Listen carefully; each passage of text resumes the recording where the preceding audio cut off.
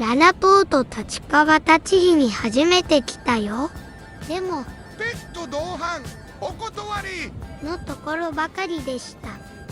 駐車料金は安くていいんだけど、僕がいたらパパは買い物もできないね。